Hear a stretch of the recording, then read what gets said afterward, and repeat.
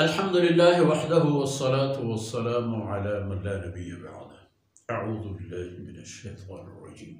بسم الله الرحمن الرحيم.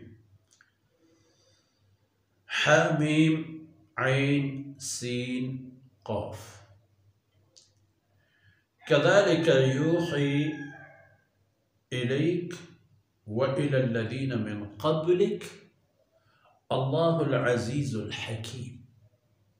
كذلك يوحي إليك وإلى الذين من قبلك الله العزيز الحكيم.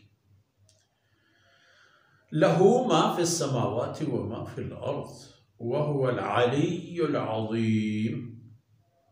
تكاد السماوات يتفطرن من فوقهن والملائكة يسبحون بحمد ربهم ويستغفرون لمن في الأرض ألا إن الله هو الغفور الرحيم. سبحانك لا علم لنا إلا ما علمتنا إنك أنت العليم الحكيم.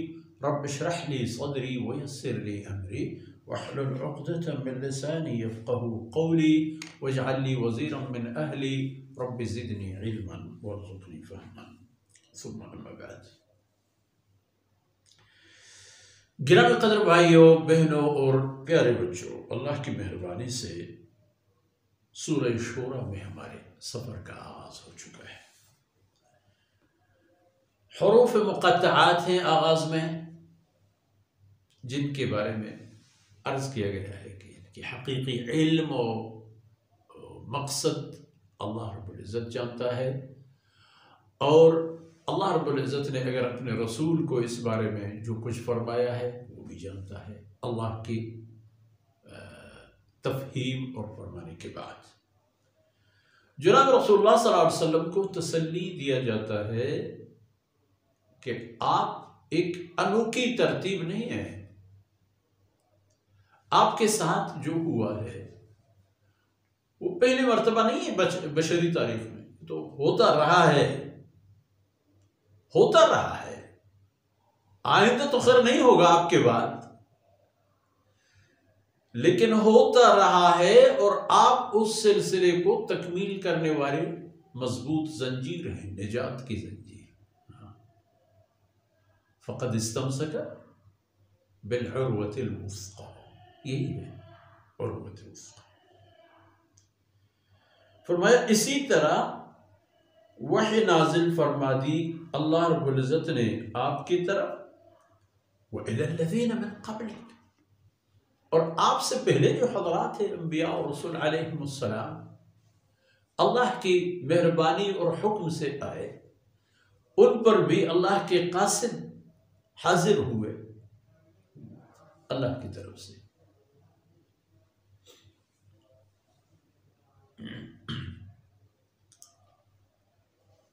اس طرح آپ نے مشاہدہ فرمایا سیدنا ابراہیم علیہ السلام کے پاس مہمان آئے بظاہر، تو جب پتہ چلا کہ یہ مہمان ایسے ویسے مہمان نہیں ہیں، اللہ کے قاصد، قال فما خطبكم ایھا المرسلون،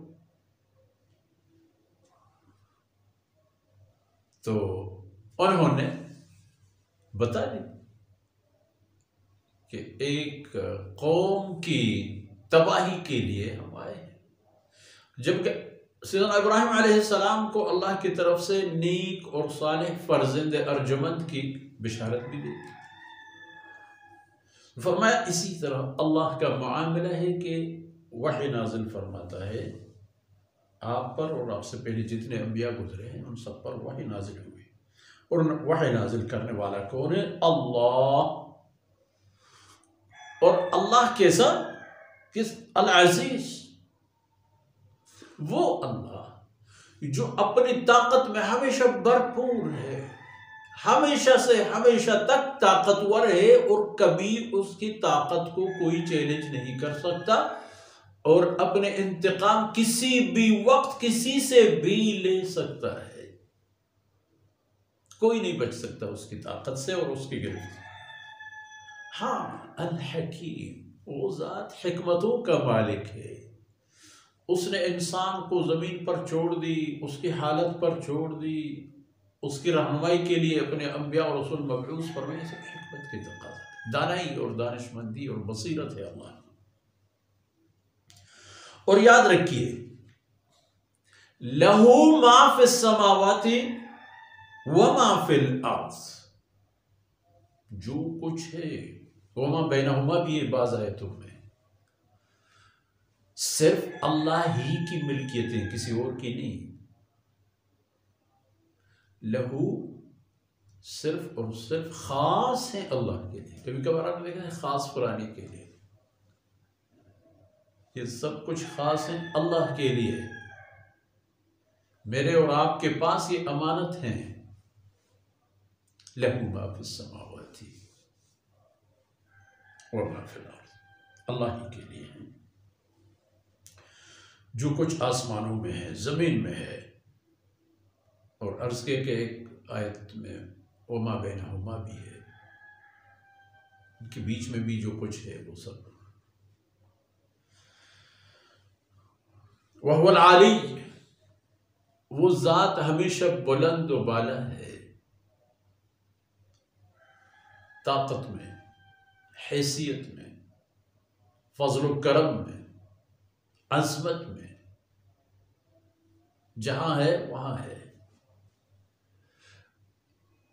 کبھی اس کی حیثیت کم نہیں ہوگی،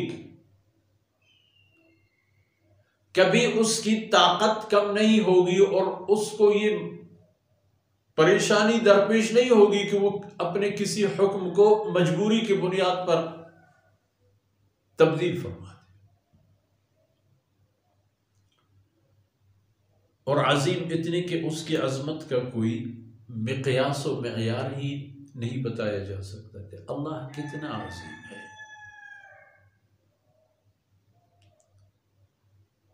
اپنی سلطنت میں، بادشاہت میں، کائنات اور نظم کائنات میں، مخلوقات کی تخلیق اور ان کو پالنے میں، اگر دیکھا جائے انسانی ضروریات کی تکفل ان چیزوں سے ہوتی ہے جو خود روزی کے محتاج ہیں، رزق مانگتے ہیں۔ آپ نے دیکھا ہے جو حیوانات اللہ نے پیدا فرما کر ہمارے تابع بنا دیے، اس کے دودھ، اس کے کھال، اس کے چمڑے اور اس کے گوشت اور اس کے چربی، اس کی ہڈی، ایک ایک چیز ہماری ضرورت ہے، لیکن وہ خود کیا کھاتے ہیں؟ وہ حیوانات بھی تو کھاتے ہیں، گھاس پھوس، یہ وہ، کھانا پانی وغیرہ حیوانات کی بھی ضرورت ہے، اور حیوانات جن کے ملکیت میں دے دی ہیں، جس کے لیے مسخر فرما دی ہے، اس کی بھی ضرورت ہے، وہ بھی کھاتے ہیں۔ اور جو گھاس پھوس زمین سے اگتے ہیں، جو حیوانات کی خوراک، ان کے لیے بھی رزق و روزی کا انتظام ہے۔ ایک لقمہ روٹی کا کہاں سے ہوتے ہوئے کن مراحل سے گزر کر ایک انسان کے پیٹ میں چلا جاتا ہے، چاول کا ایک چلو میرے اور آپ کے پاس آنے تک کہاں سے گزر کر آتا ہے، دال، چنا وغیرہ وغیرہ۔ عبرت کی بات نہیں ہے،